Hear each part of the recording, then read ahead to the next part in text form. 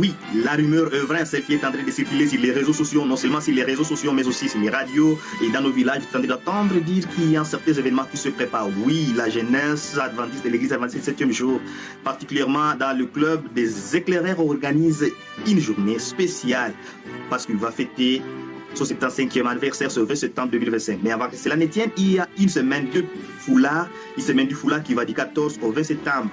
La semaine du foulard qui va du 14 au 20 septembre est un événement organisé par les éclaireurs adventistes, qui est un mouvement de la jeunesse de l'église adventiste 7e jour pour célébrer la journée mondiale des éclaireurs qui aura lieu le 20 septembre. Et pendant cette semaine, les jeunes portent leur foulard dans leur activité quotidienne, comme à l'école, au travail, afin de montrer leur appartenance au club et les valeurs qui s'y appartiennent. Quels sont les objectifs maintenant de la semaine du foulard? Notez, 1. C'est renforcer l'identité, donc l'engagement des jeunes adventistes. Deuxièmement, c'est pour promouvoir les valeurs du club des éclaireurs telles que l'amour du Christ et l'engagement missionnaire. Ok.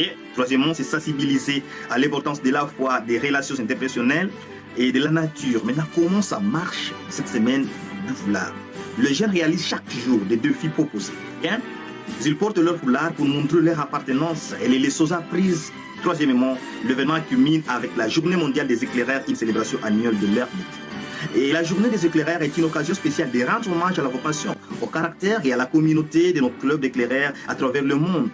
Ancrée dans la croissance spirituelle, les services et la connexion, cette journée est l'occasion de célébrer avec intention et détermination. Je vais partager avec vous certains éléments recommandés pour aider votre club et votre église à planifier une journée d'éclaireurs mémorable et riche en émotions. Premièrement, ayez un culte matinal axé sur un objectif précis. Donc, commencez la journée par un culte spirituellement enrichissant, animé par les éclaireurs de votre église.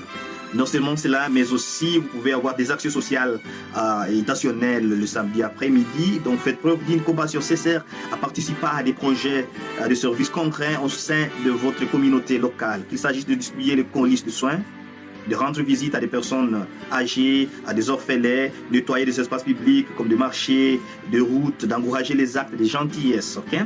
Et donnez ça à votre action et assurez-vous qu'elle soit en accord avec votre mission.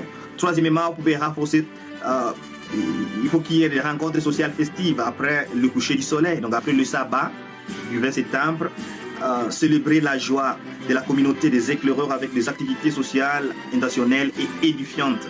Organiser le jeu, des spectacles, des talents ou des assemblements thématiques qui mettent à valeur le travail d'équipe, la créativité et aussi beaucoup d'autres choses.